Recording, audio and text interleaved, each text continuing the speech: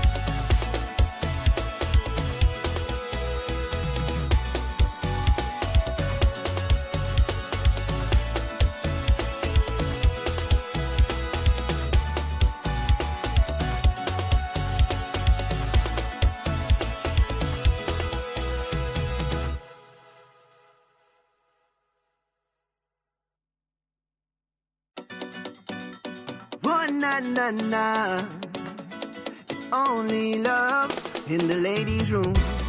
It's love in the room. It's love in the room. Well, if it's in her loving tongue, baby, it's love in the room. Don't whine on me here, lady. It's love in the room. If he wanna fight and stray, it's love in the room. We playing with House Monday in the ladies' room. Don't worry, us. You're giving topic to Aruna. Study your place. Your woman outside with cousin whole day, you can't see face. The story end up on ladies' room, you disappear without trace. Voila, if all she know is papi show and stress outside, is love in the room. If you wanna have to girl, take care, they bust the files. Well, if it's in her loving tongue, baby, it's love in the room. Don't whine on me here, lady. It's love in the room. If he wanna fight and stray, it's love in the room. We playing with House Monday in the.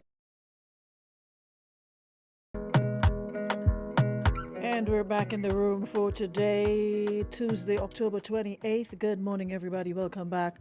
Thank you so much for being here with us on this Tuesday. Thank you so much to Nirvana Spa and Detox. Thank you so much to Beacon Insurance and Western Union for powering up our ladies' room today.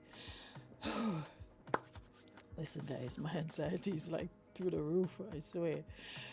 Why?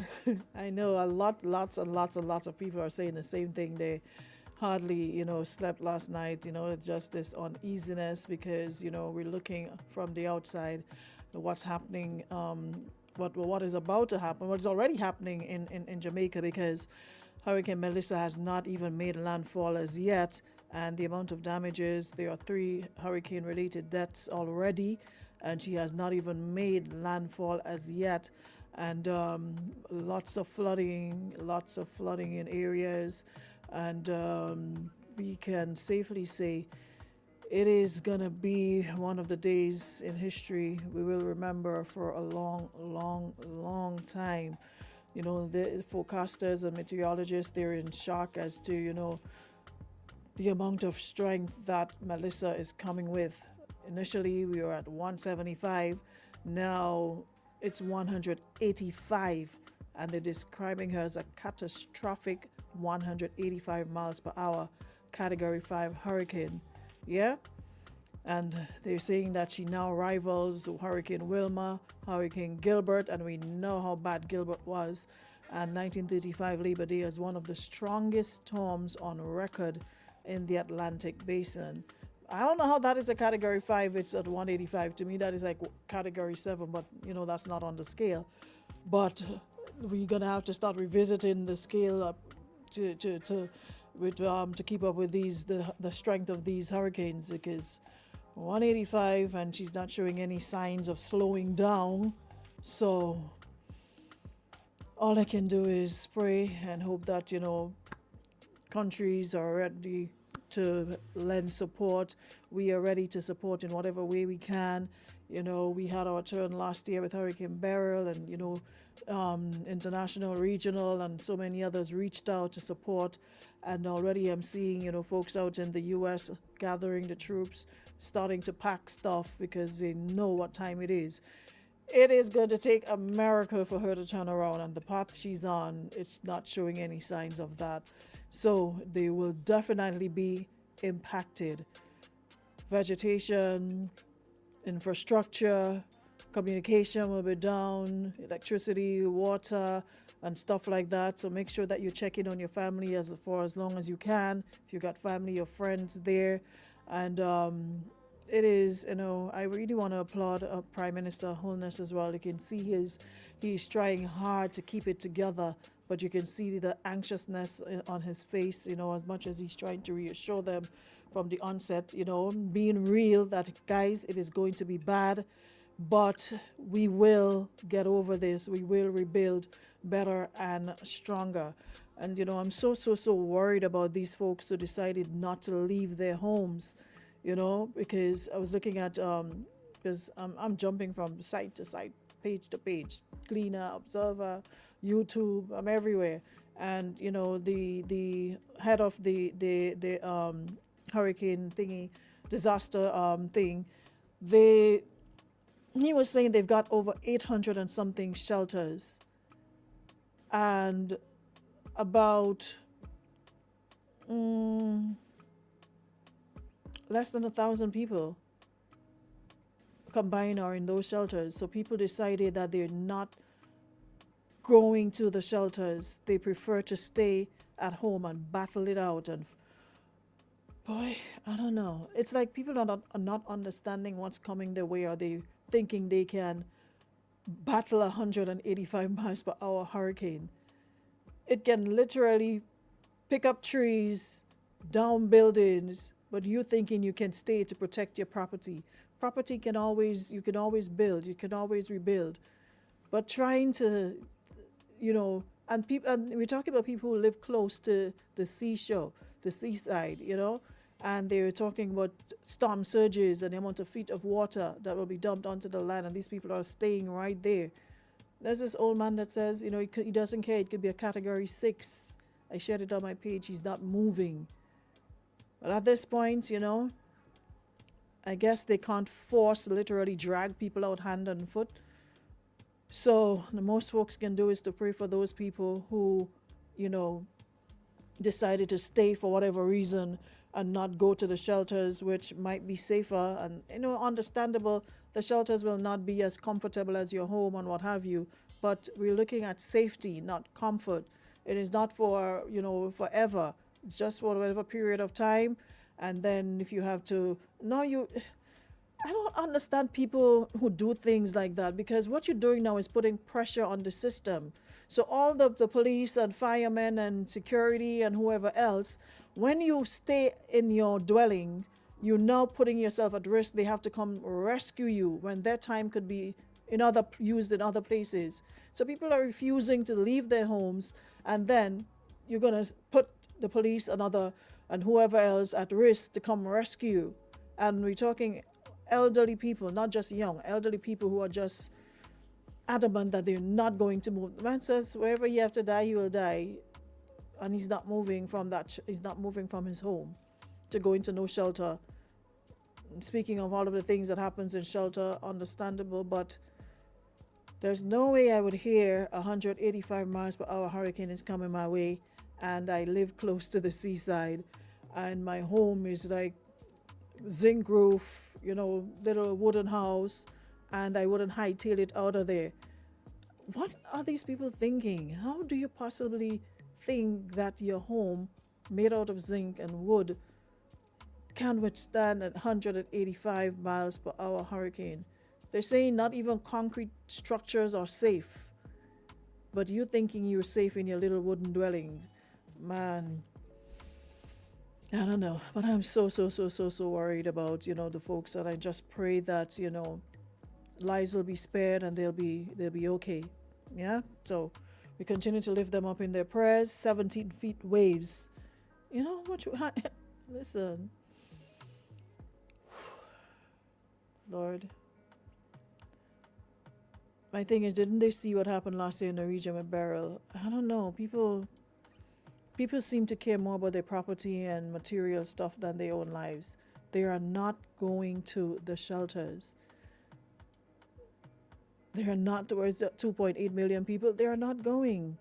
People who live on hillsides, people live next to the sea, they are not moving. They're not. But when it descends, they wouldn't have a choice because Melissa is moving everything in its path. It's not even, she has not even made landfall yet, and you can already see some of the destruction. Bridges are already underwater. Heavy winds and water already doing a number on them, and she has not even made landfall as yet. But I don't know, man. Anyways, guys, morning on the chat. I just jump right into it because it's really, really stressful to think that people are taking this thing so lightly and not valuing their lives more. And I really, really, even the animals, last time we saw, cows and dogs and sheep and goats, being swept away by water, and yeah, even the animals, they're at risk as well. So it's not a pretty day. The entire world, our eyes are definitely on Jamaica today. And she's like taking forever. It's like, could you just come and leave, please, lady? Like, forever to come. Like, I hope she doesn't linger on like what they did. What was his name? We spent almost 40 hours. Was it in the Bahamas or wherever?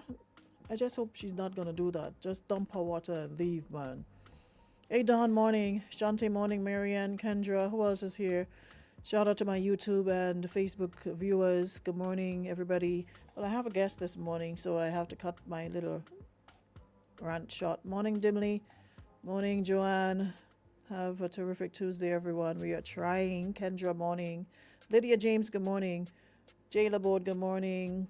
Hey, good morning, everybody. Vanessa, who else is here? Wise King. Shanley, good morning. Jackie Douglas Adams, good morning from Dubai. Good move. Shauna Henry, Abigail, good morning. Christelle, Empress J. Grant, big up yourself. Russell Allen, morning. Good morning. Sky Pox, Precious, Unison, Rachel, Yvette, good morning. Jackie Chaiton, Janelle, and everybody else. Morning, Ellen. Before we move on to our guests, morning, Andrea. Happy Tuesday. And James, Celestine, good morning. It's going to be terrible, and so much people near water is insisting that they're not moving. Nope, they are not moving. Hey, Michelle.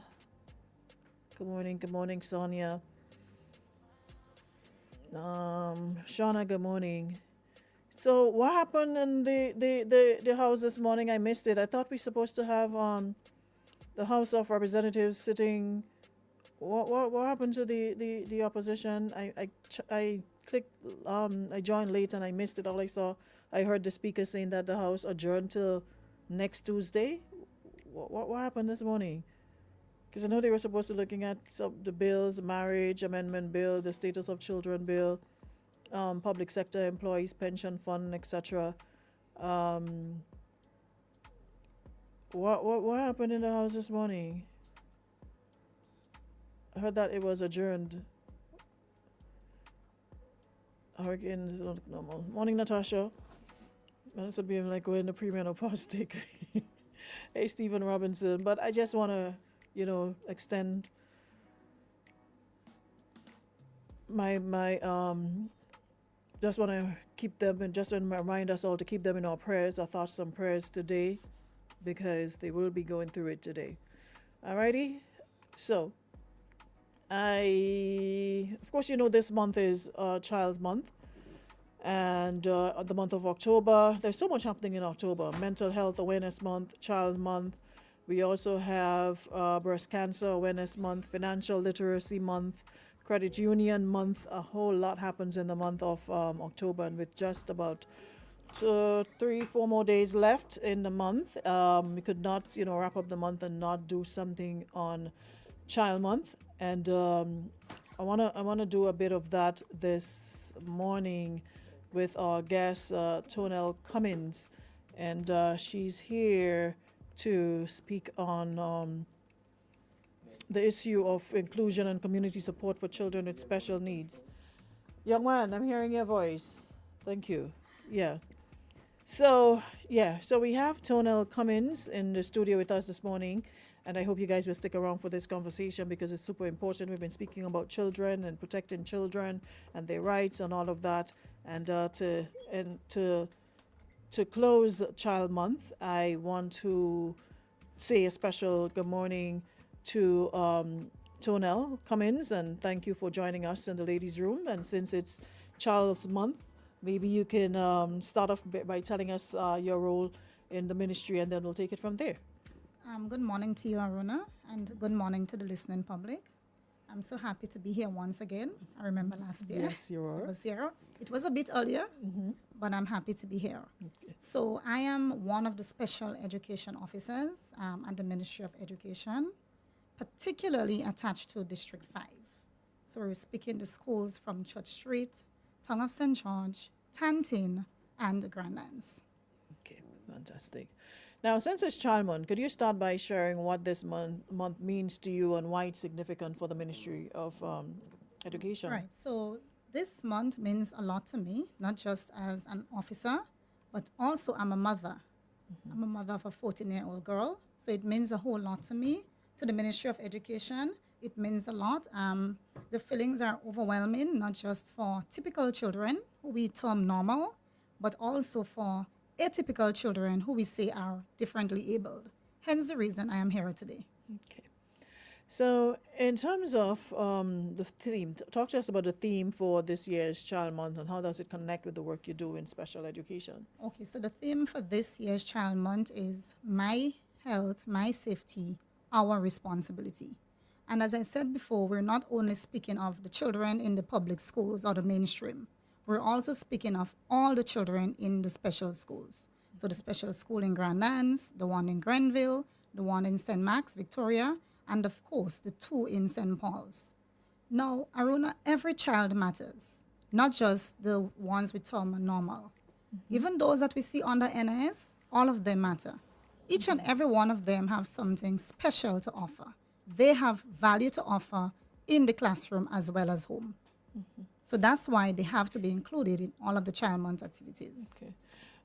So with that is said, can you briefly explain your role as a special education needs officer and what that entails on a daily basis? Right. So we are assigned to schools in our district. So from day to day, we go to, let's say I visit Convent today, Mother Rose, Heinze, and we do assessments and observations. So the principal will call and she will say, Miss Cummins, Miss Sierra told me that she has a child that is not at class level.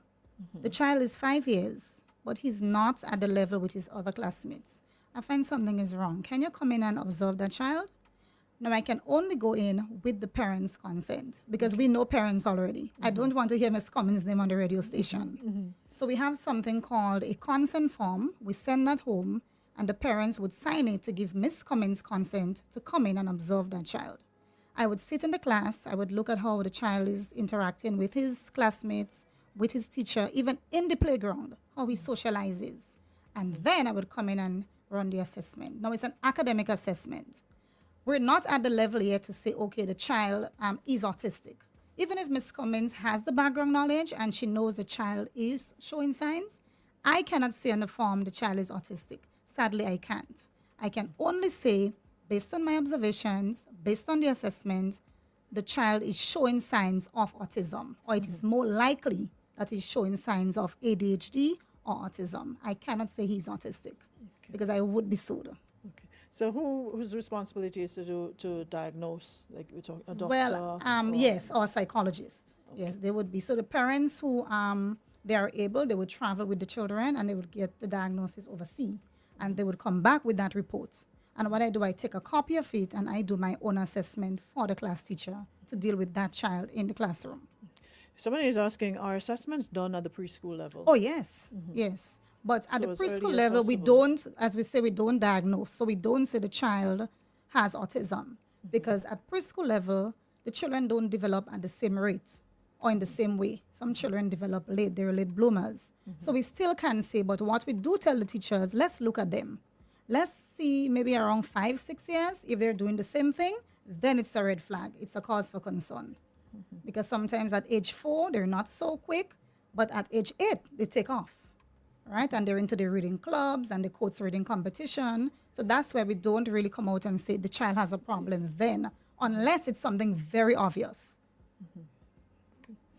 When we talk about special needs, what exactly does that cover, and how can the public better understand and support these children? Okay, so when we speak special needs, we don't only look at the physical needs. So we may see somebody with one eye, one foot, one hand. It's obvious.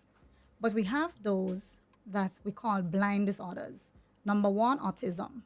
I can be autistic and I don't know because I look normal. But it's really a neurotypical disorder. It's brain-based, so we cannot see. But we can tell if we observe that person or that child over a period of time. Now, you can be autistic, you're a very beautiful lady, but nobody knows because you're normal. But when you go home, you want your shoes line up a particular order. Your clothes have to line up, no dirty dishes in the sink. It's a cause for concern. Sounds like I do that though. But it has to happen and I'm over a color period of coordinated. Every article of clothing, same colors, they have to be in order, and I literally lose it if something is out of place. So maybe I have a bit of that too. But that behavior has to be consistent. So not because you do that one time, it means that you're autistic. The behavior has to be consistent and over a period of time. Then we start looking and say, okay, Miss Aruna has some autistic traits. Okay. What would you say are some of the biggest challenges children with special needs face in our society, both in and outside the classroom? Support. So first of all, out of the classroom, we have support. Now we have parents that are single moms or single dads, because in some cases there are children who live with their dads and the mom disappeared and they don't have that support from the outside, whether ministry, whether family, they don't have the support. I have parents asking me if I can hold a child so that they can get self-care, the same self-care I told them about. This comes, I want to go to Wagiti Bingo. But I can't. I have my own, and she's a lot, even though she's normal, right? But that's one of the main concerns that these parents have out of school. Now, in school, resources. The teachers are saying that they don't have the resources, they're not trained to deal with these children. It's a lot. And sometimes you have one class with 20 children, and you have 5 that require special needs. Now, if the teacher gives these children attention, what happened to the others? And sometimes one of the children, they might be very hyperactive. They're always running outside. Now, she doesn't have an assistant. She has to run outside because we're talking safety. That child can't go in the road. What happens to the others? So it's very difficult for some of the teachers. But as a ministry, we're working with them. We're rallying with them. We're always having workshops and so for them. Like what are some of the things the ministry is doing to support students with special needs, and what improvements are being made? Yes, I know it can be. We always have workshops for them. I mean, sometimes they say, it doesn't work in our Caribbean context. That's Americanized.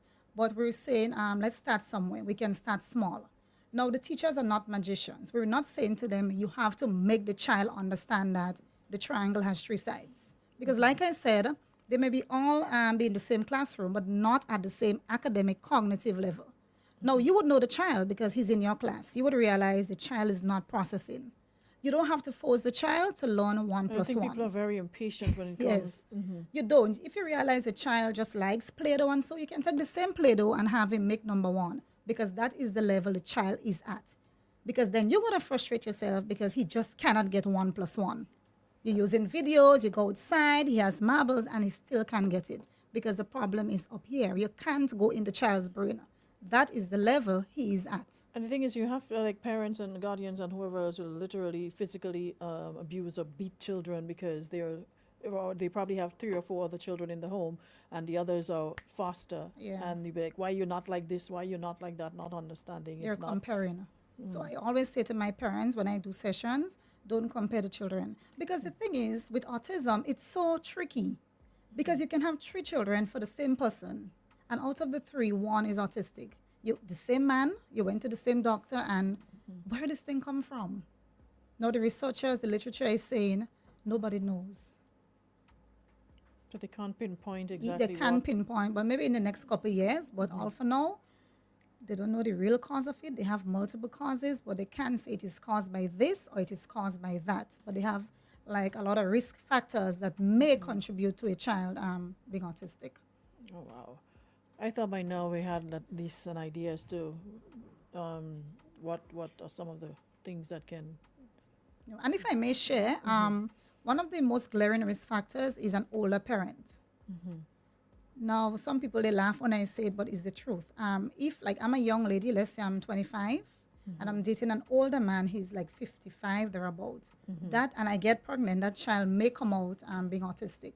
Similarly, if Nazim, for example, he's a young man, and is dating a very old woman, and she gets pregnant, the child may likely come out being autistic. Some DNA has some Yes. factors in. I'd love to get some more information on that. Someone says some public schools refuse them. Is that legal? So what we're saying that if the child is functional enough to be in the public school, they're going to be allowed to be there. If the child is not functional, meaning the child is there, he cannot process, he can't learn. There is no sense he's being there. Because we know the public school children, the teachers, they go with the work. They have a curriculum and they go. So if you know your child cannot process, why leave that child in the public school? The child may be asked to go to the special school where he can learn some kind of skill or some trade or something. But it's not like they're going to deny them without an assessment. So that's where we come in as officers. We're being called and we assess them, and we say, based on the academic assessment, that child isn't fit to be in the public school. Some of them are not potty trained. And you know how the public system works. They don't have caregivers like that. You know, so sometimes they are refused based on the severity level of that child's special need. Okay. Now, one of the talking points that you guys sent me was how the general public, bus conductors, supermarkets, workers, police officers, and others can play a role. So what are some of the practical ways they can help children with special needs in everyday situations? Okay, now these children, they may have a special need, again, based on their severity level, and they go to the supermarkets. It may seem as if they're stealing, but really and truly, they're really not.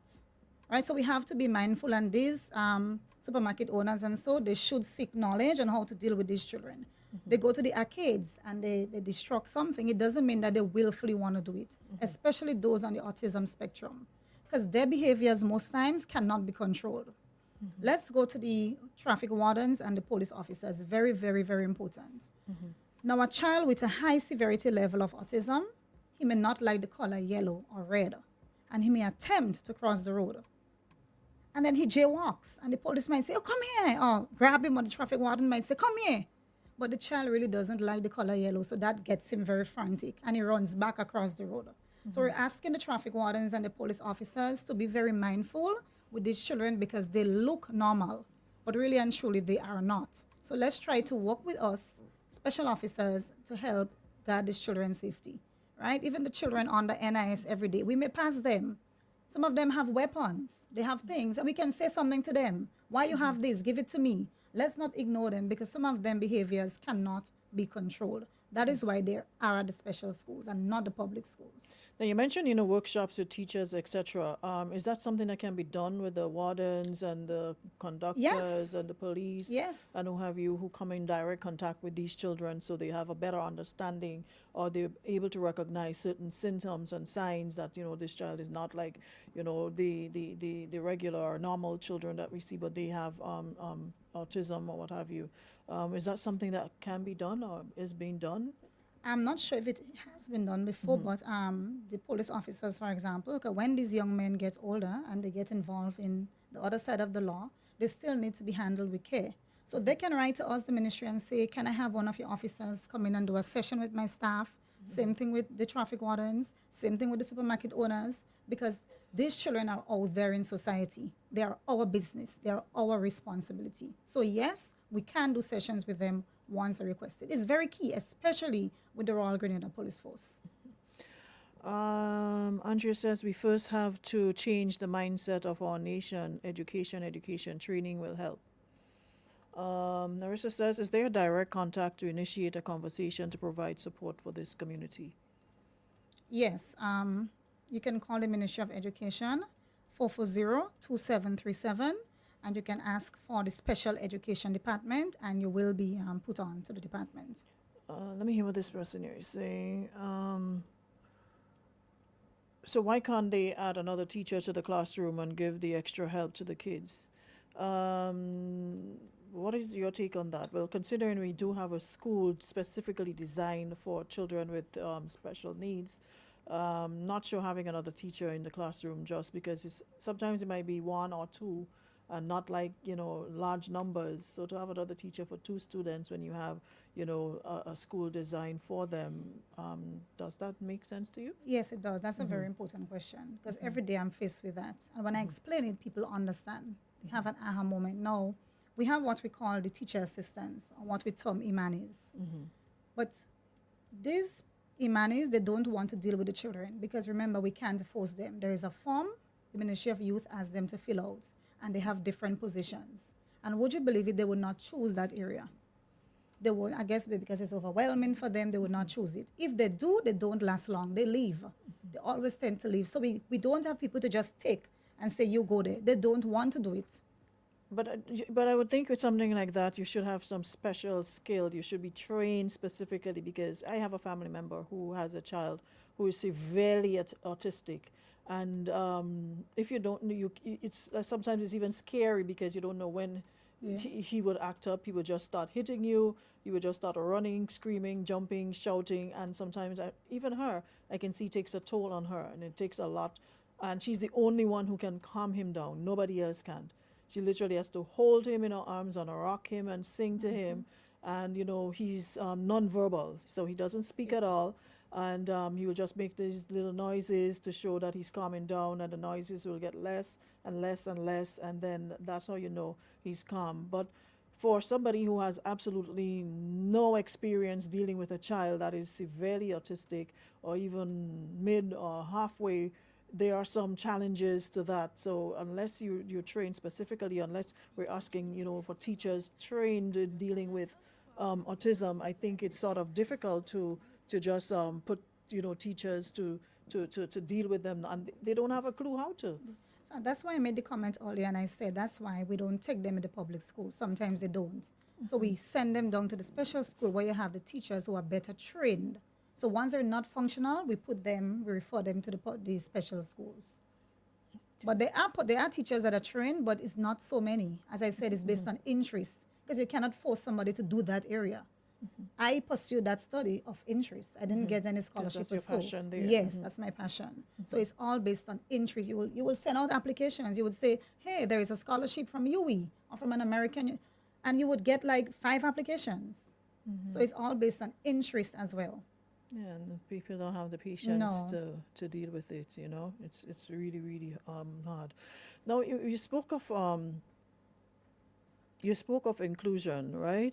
And inclusion, of course, is a big word, but what does an inclusive society actually means to the ministry? So it means that we have to work together in partnership to accept these children or these people, because they grow up into adults, the same adults. So what we're saying that you don't have to work magic. Just looking out for them on the street, acknowledging them to take the bus. Don't jeer them. Don't say nasty things. Oh, you're so different. You are 1 foot. Because they have feelings and they feel hurt. Let's try to accommodate them. Now, in the classroom, when we say inclusion, as I said, the teachers don't have to work magic. But let's just cater for them. So if I'm the officer and I pass by, let me go to Mother Rose today to see what's happening. I shouldn't see that child in a corner by himself and there's circle time going on here. He should at least have something in his hand manipulating while the lesson is going on. But we don't want you to leave them out. Let's include them. Let's accommodate them. Let's integrate them into our lessons. And how can we encourage more understanding and empathy from the wider public, especially among people who may not have personal experience with children with special needs? Knowledge. Some people, they go ahead and they read and so. For example, I am taking part in this pageant, Mrs. Grenada Globe, and that's my platform, special education. I could have chose any other platform. But because I am passionate about it, I'm like, let me help spread the word around. Because it's not, I call it a pandemic. It's not only in Grenada this is happening. We have special needs people, special needs children all over. It's a pandemic. So that is one way I chose to spread awareness and heighten knowledge on special education. Well, of course, we are doing our part in terms of like from the media perspective, but like the schools, the parents, etc., other media, how can we help to shape a more inclusive and compassionate environment for these children? So, like when Child Month comes around, we have World Autism Day, Cerebral Palsy Day. You can help spread the word by putting up little slogans and so, please show a little love to the children. Please wear your socks. You can even start as a staff by wearing your socks. You can have a competition. Let's have a wear your socks day. Who rock the best socks? Right? I just want to add that this afternoon in Corinth Community Center, we have a parental session on nutrition. So there is a facilitator who will be there at 4:45, 4:45, who will be speaking to parents about nutrition. Okay. Because we have some parents, and I'm a parent myself, that they give the children a lot of the snacks, which is not good. And for those who have the autism kind of like signs, the hyperactive ones, if you give a child that is hyperactive a snack that is full of sugar, what you think gonna happen? Even more hyperactive. It's gonna be even more, and then they sleep, and then they get nothing in their brain because they sleep it away. And of course, the teachers can go and buy the same snack because what will happen? She's active, the children is active, and then you have the whole school being active. So we're just asking the parents, use a lot of the seasonal fruits. We're not saying you have to always go buy the plums, the apples and so, but let's use what's in season. Because we really want our children to move from point A to point B. We really want that. We want when we get the report, we see, oh, my child did great in math. My child did great in... Nobody wants a report and the child fail a subject. But we have to do our part at home as parents. Okay. Well, we're getting to the finish line, but from your own experience, though, what's one thing you wish more people understood about children with special needs? That they didn't make themselves that way, and they have to be valued as well. Some of them have no control over their behavior. You may see a child with giving a temper tantrum in front of the mall. Now, we know the difference. We know. Right? But we don't want to judge parents and say, oh, that child's so bad behavior. Let's understand. Let's ask a question. Why is he like that? Let's not judge the children. Let's ask a question. Let's gain knowledge for ourselves. But is it a case of sometimes the parents are not even aware themselves of what this true situation is, and a lot of the times we just measure it up to be child rude, bad behavior, or his or her head hard, or they're stubborn, and they don't like to listen, and all of that. So how do you encourage parents now to pay attention to these signs, and how can they seek help in dealing with it? Yes, some of the parents, they are not aware. Some of them are, but because of the stigma out there, they cannot keep it in. They shut in, but some of them are not. I encourage them to do the early intervention. So from the time, because since from baby, you can tell. Since from birth, you can tell, because there are signs to look for. If you have a baby Aruna on the bed and you pass, the child should turn his head and look at you. And if you notice for 6 months that is not happening, you get concerned. So when you bring the child to the health center, these are things you discuss with the nurses. But there are some parents, they are not always honest. They know the child has an issue, and they would not say to the teacher in the kindergarten class or the preschool, oh, my child is not doing this, my child is not doing that. And they make it very difficult for the class teachers. So I want to encourage the parents out there, you realize your child has an issue, you did speak to the nurse said this is the case. Be honest and open with the class teachers so they can seek help very early. It's called early intervention. Yeah, because people have to understand, because someone here is saying that, I guess in reference to my question as to what causes it, they're saying autism spectrum disorder has no single known cause. Since the condition is complex and symptoms and severity vary, there could be many causes, both genetics and the environment may play a role. Environmental, biologic, and genetic factors can influence it. Yes. Wow. So there is no, I said that there is no one cause. So smoking, the parent is, even the daddy, he smokes, he drinks, the mommy smokes, the mommy drinks, that can most likely affect the child. All right. This person here is also saying obesity, antibiotics, exposure to toxicants, drinking, smoking, etc. during pregnancy may influence hormonal balance, etc. And further underlying pathways may interact, leading to ASD risk. Okay. Very complicated. It's very complicated, as you can see from your end. Well, final one: how can the public get involved in initiatives that support inclusivity? Right. So as I mentioned a few minutes ago, when we have like Rock Your Socks Day, they can come out. Recently, we had some of the Child Month matches. They could have also been part of that match as well. They see the children matching, come out, take your placard, come out and join with them, right? Child care, yes. Child abuse, no. They too can be a part of these things. They don't always have to be on the sideline looking on. Gabby says, why are schools in Grenada not requesting medical forms for children going back to school annually? Because even if the parents don't necessarily disclose their child's illness, the medical form will. Right, so that's something for the Ministry of Education to look into. Okay. But I know the preschools, they do ask for the cards. So the cards will tell a lot. At Just what like age, your immunization yes, cards, etc. what age a child start talking, his first tooth, what age you start turning the necks, all of these things help. Yeah, you mentioned that a while ago, and you said like one of the signs, which was if your baby's supposed to Look at you, like eye contact. So like if you make- pass, he's the supposed head, to so turn turn the around head. and look at what you. If you say, "Hey, Johnny, look at the plane," Johnny's supposed to leave what he's doing and look at the plane. So if you notice 6 months, 1 year, that's a red flag. You start asking yourself questions. Children like to hear about plane. That overwhelms them. So if he's not doing that, I need to discuss that with the nurse. Okay. Alrighty. Well, finally, what message would you leave with our listeners, especially parents, teachers, and community members, as we celebrate Child Month and, of course, children with special needs? What I would like to say is my favorite quote. Every child can learn, not in the same way and not on the same day. Every child has value to offer. Every child deserves love. So, parents, you have to do your due. And of course, guardians, you mentioned the wardens, police, etc., having their part to play as well. So it's something we all have to be involved in. Someone says, I'm in the U.S. and my first daughter was born with autism. She was fine until she took the 18 months vaccine. This person here, sometimes be aware of what draws a child attention and take it from there. It can be very helpful.